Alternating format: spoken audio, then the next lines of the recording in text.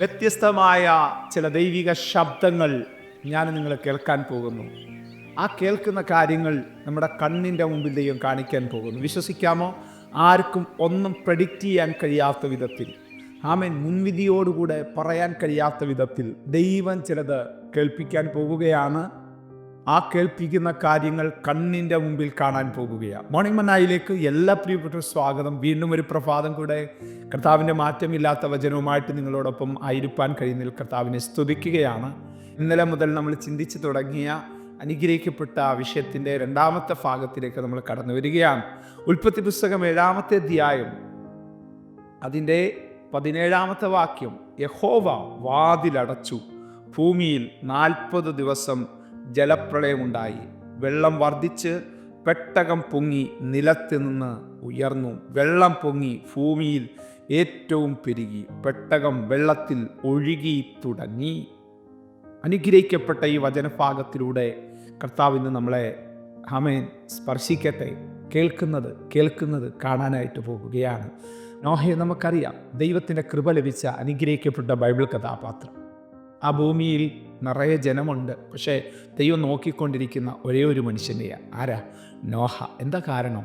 അവൻ പാപം ചെയ്യാതെ ദൈവഭക്തനായിരുന്ന് നീതിമാനായിരുന്ന് ദൈവിക വഴിയിലൂടെ നടക്കുന്ന ഒരു അനുഗ്രഹിക്കപ്പെട്ട ആമേൻ കഥാപാത്രമാണ്.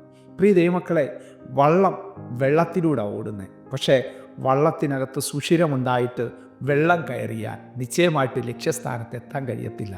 വള്ളം മുങ്ങിപ്പോകും. ഞാനും നിങ്ങളും ഈ ഭൂമിയിൽ, ലോകത്തിലാണ് നമ്മൾ ജീവിക്കുന്നത്. പ്രിയ ദൈവമക്കളെ, നമ്മൾ ഈ ഭൂമിയിലാണ് ജീവിക്കുന്നതെങ്കിലും ഭൂമിയിലുള്ള ഒന്നിലോട്ടും നമ്മുടെ മൈൻഡ് പോകരുത്, ഹൃദയം പോകരുത്. പണം ദൈവം ആവശ്യത്തിന് നിനക്ക് തരും കുഞ്ഞേ. നീ അതിൻ്റെ പുറകെ ഓടാതെ, നിൻ്റെ ഹൃദയം അതിലോട്ട് കൊടുക്കാതെ കർത്താവിന് വേണ്ടി വിശ്വസ്തയോടെ നിൽക്ക്. മുമ്പ് അവൻ്റെ രാജ്യവും നീതി അന്വേഷിക്കും.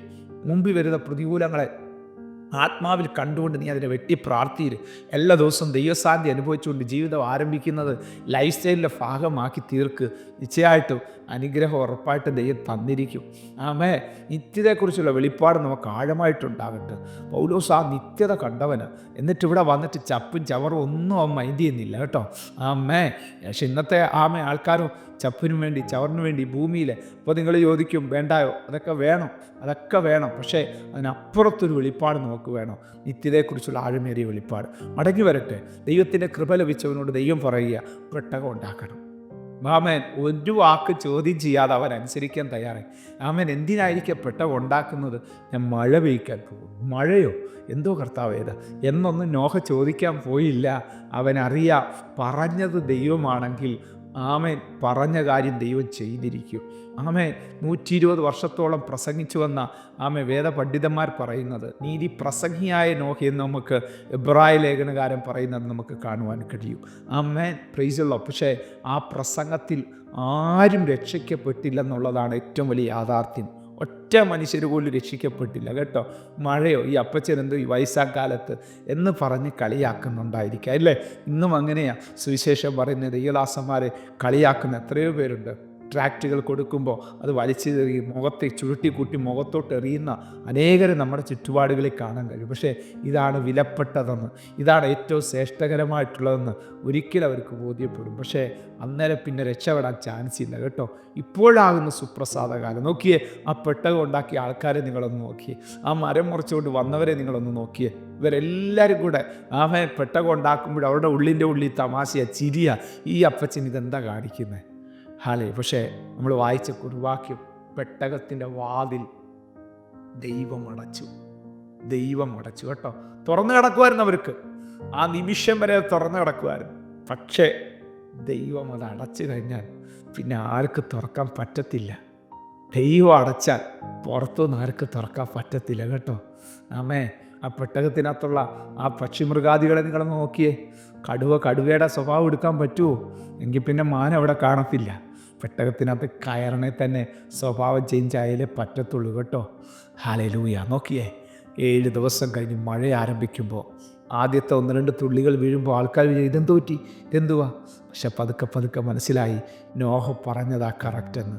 ഇന്ന് ഈ സന്ദേശം കേൾക്കുന്ന ദൈവവൈദ്യരെ സുവിശേഷത്തിനെതിരായിട്ട് ഇന്നും അതിൻ്റെ പ്രവർത്തികൾ നടന്നുകൊണ്ടിരിക്കുക. പക്ഷേ സുവിശേഷം അസത്യമെന്ന് കാലം തെളിയിക്കും. കാലം തെളിയിക്കൂ. അതിനായിട്ട് നമ്മളെ ദൈവം ഒരുക്കട്ടെ, അതിനായിട്ട് നമ്മളെ ദൈവം ശക്തീകരിക്കട്ടെ. ആ ദൈവകരങ്ങളിൽ സമർപ്പിക്കാം. നാളെ വീണ്ടും ഈ ഭാഗം നമ്മൾ സംസാരിക്കും. കണ്ണടയ്ക്കാം. സ്വർഗീയ പിതാവേ, അനുഗ്രഹിക്കപ്പെട്ട നല്ല സമയത്തിനായിട്ട് സ്തോത്രം, അങ്ങിടപെട്ട സന്ദേശത്തിനായിട്ട് സ്തോത്രം, അങ്ങിടപെട്ട ദൈവദൂതുകൾക്കായിട്ട് സ്തോത്രം. ഈ സന്ദേശം കേട്ടുകൊണ്ടിരിക്കുന്ന എല്ലാവരുടെ മേലും ഇന്നലകളിൽ അങ്ങ് പറഞ്ഞ വാഗ്ദത്തങ്ങൾ, അങ്ങ് പറഞ്ഞ ദൂതുകൾ നിറവേറുവാൻ സ്വർഗം സഹായിക്കണമേ. കൃപയിൽ മറയ്ക്കണം, യേശുവിൻ നാമത്തിൽ തന്നെ. ആമേൻ. God bless you. ദൈവം നമ്മെ അനുഗ്രഹിക്കട്ടെ. Praise the Lord. മോർണിംഗ് മന്ന സന്ദേശം ശ്രവിച്ചുകൊണ്ടിരുന്ന എല്ലാ ദൈവമക്കൾക്കും സ്നേഹവന്ദനം. പാസ്റ്റർ ബിനു വട്ടപ്പാറ. ഈ ദൈവവചന സന്ദേശങ്ങൾ തുടർമാനമായി ലഭിക്കുന്നതിനായി 9745600023 എന്ന വാട്സാപ്പ് നമ്പറിൽ ബന്ധപ്പെടാവുന്നതാണ്. നമ്പർ ഒരു പ്രാവശ്യം കൂടി ആവർത്തിക്കുന്നു: 97 45 60 00 23. ദൈവം നമ്മേവരെയും അനുഗ്രഹിക്കട്ടെ. God bless U.